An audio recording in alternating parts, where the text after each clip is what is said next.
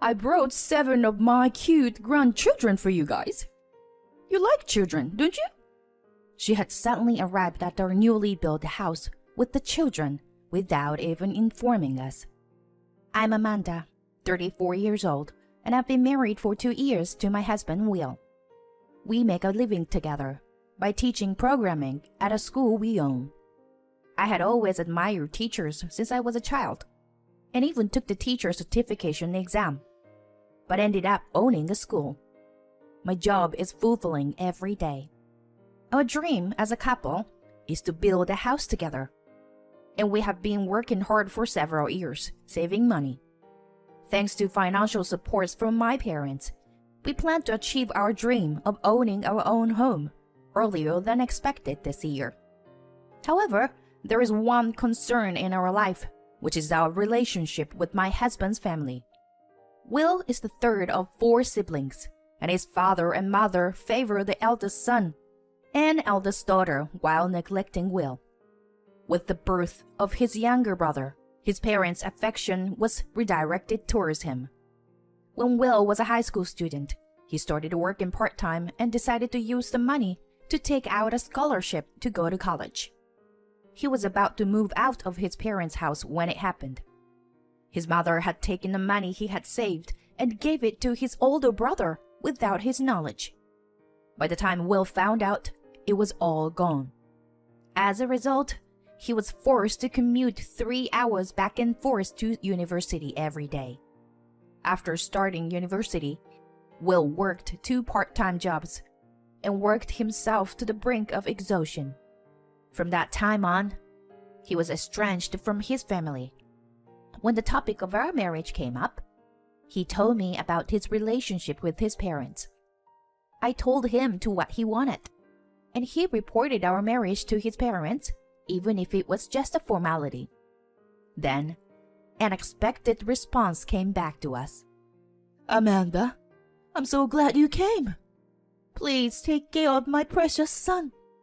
Will, I'm sorry for everything, that we couldn't give you love and care when you were a child. Surprisingly, my mother-in-law bowed her head to us when we visited. I am not saying that everything will be fixed right away, but we've changed. Could we start over? As a family? With a gentle smile, she spoke these words. I wonder if they realized how much they mistreated Will while he were apart for several years. Or maybe Will exaggerated the situation when talking to me. But I was relieved that an opportunity had come for Will to repair his relationship with his family.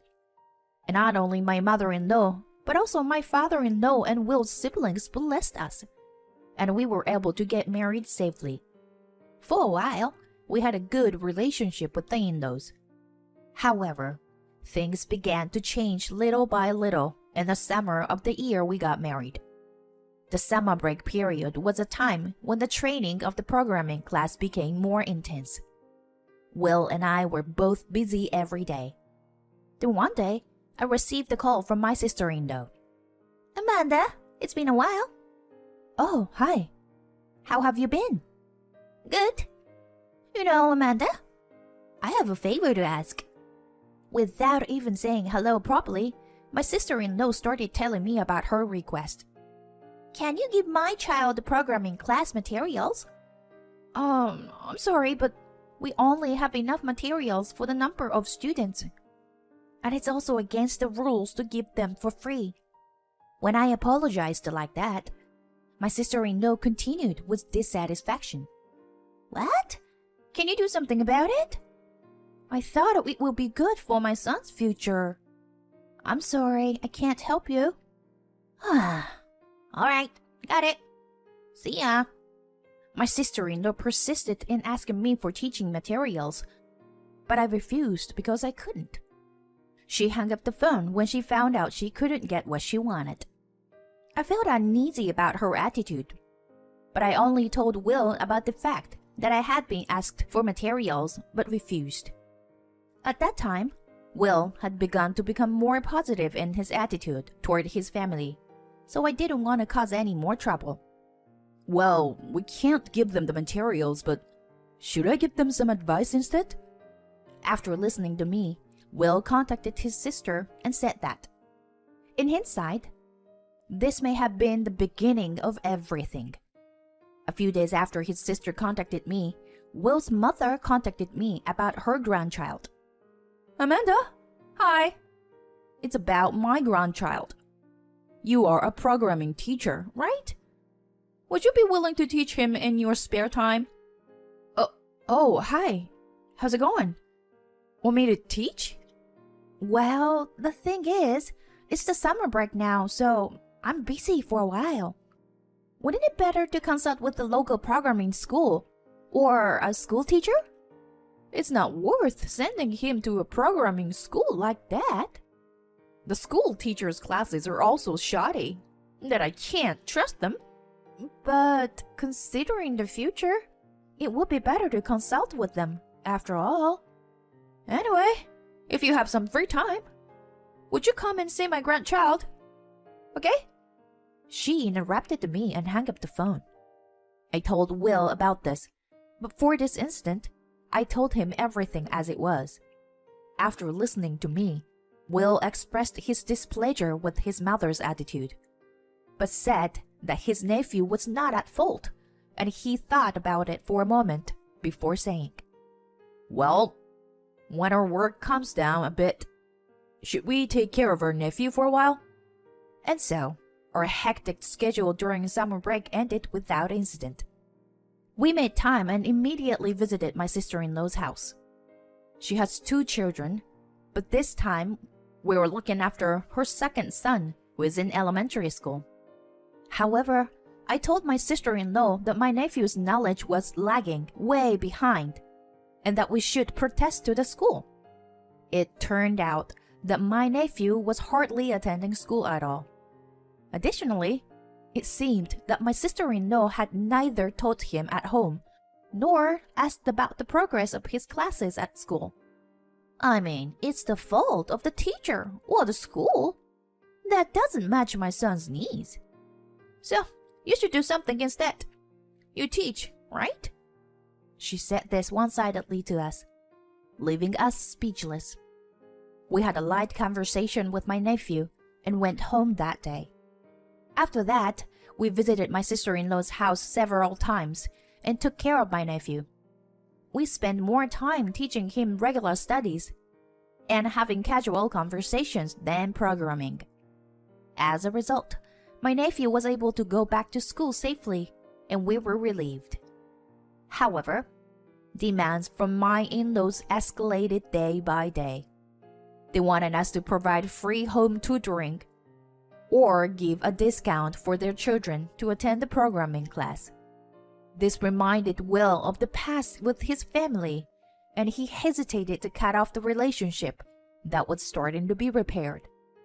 But he gradually began to meet their demands, even if it was a bit difficult.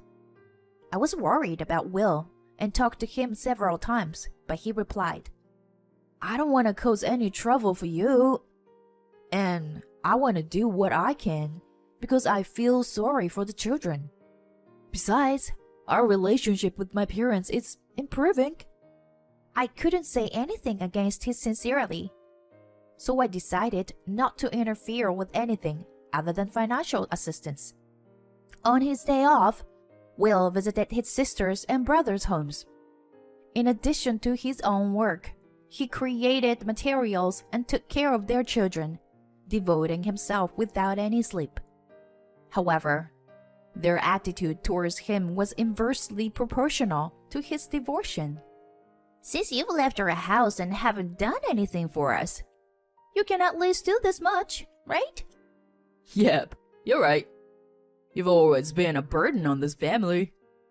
Every time we are called to our in-laws' house, we have to listen to their nasty comments like that.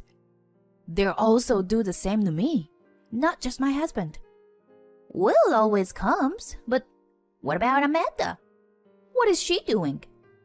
I wonder if she doesn't feel like to do much for her husband's family?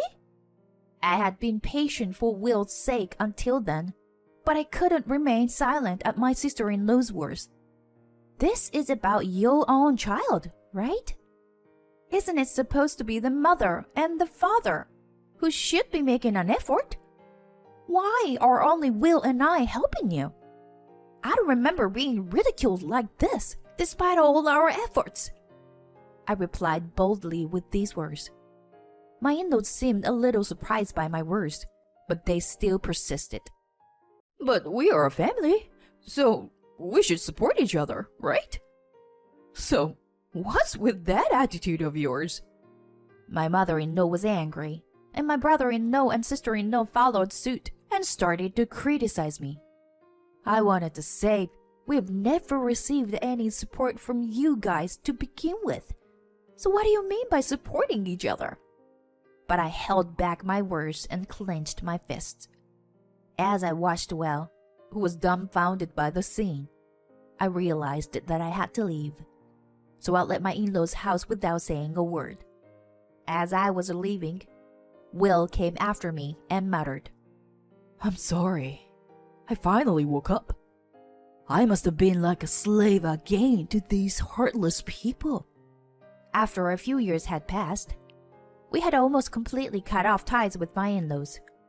However, because of their children, Will continued to teach them, although with less frequency than before.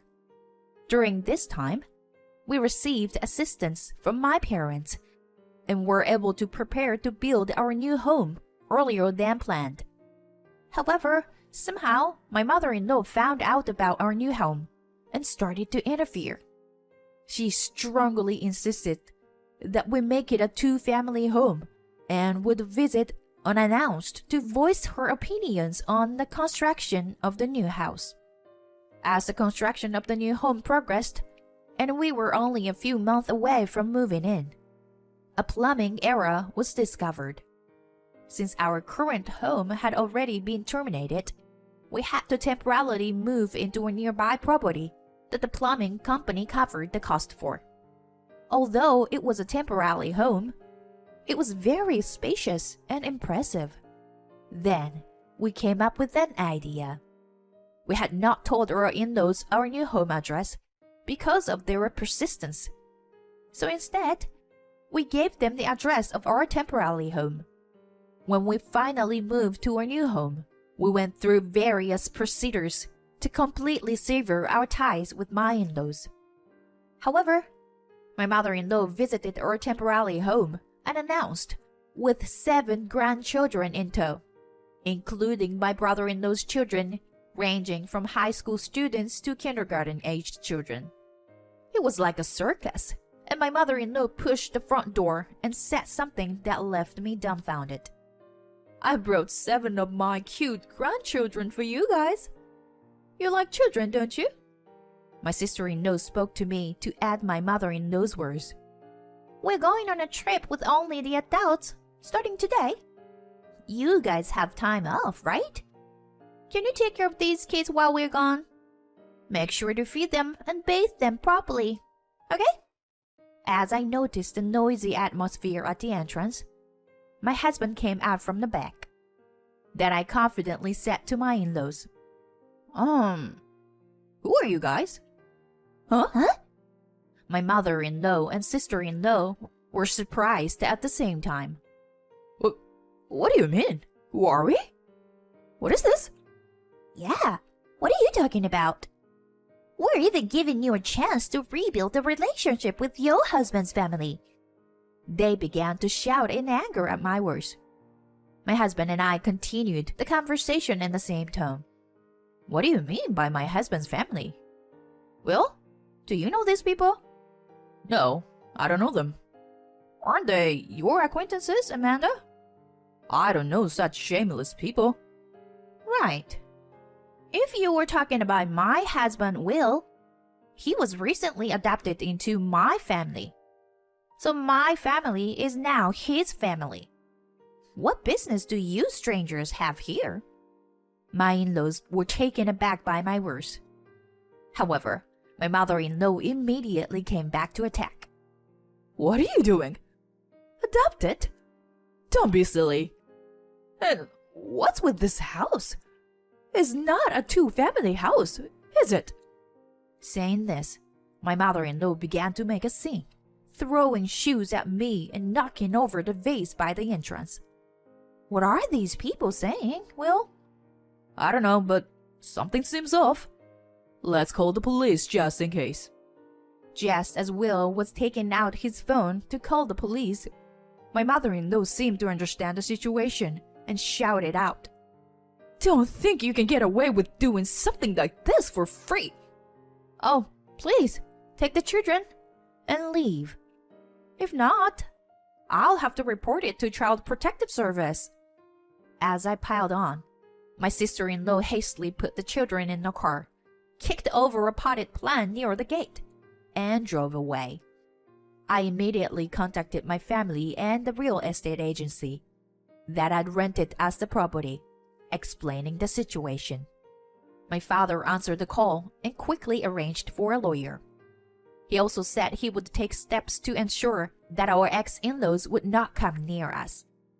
The broken vase and potted plant were actually provided by the real estate agency, but a surveillance camera had been installed at the entrance, so we were able to seek compensation for the damage as property damage. Later, my ex-brother-in-law called us on the phone. You canceled our trip, so pay for the cancellation fee and compensation. Also, pay for the damages caused by abandoning the children. Since my brother-in-law made such an unreasonable request, we recorded the conversation and reported to the police as blackmail. In the end, my ex-mother-in-law and sister-in-law were charged with property damage, and my ex-brother-in-law was charged with blackmail and dealt with by the police. We had secretly been in contact with our nephew, whom we had looked after first. According to him, my sister-in-law was apparently giving a divorce as a result of this incident, and the children were taken by their father's family. We were able to obtain a restraining order against our ex-in-laws, and there were no further attacks afterwards. Our house was also safely completed, and we were able to move into our new home. As for me, I have been studying to become a child psychologist while working, secretly hoping to become a source of support for children like Will and my nephew. I've also begun to consider welcoming new family member. We want to live honestly and sincerely for the children who may come to us someday.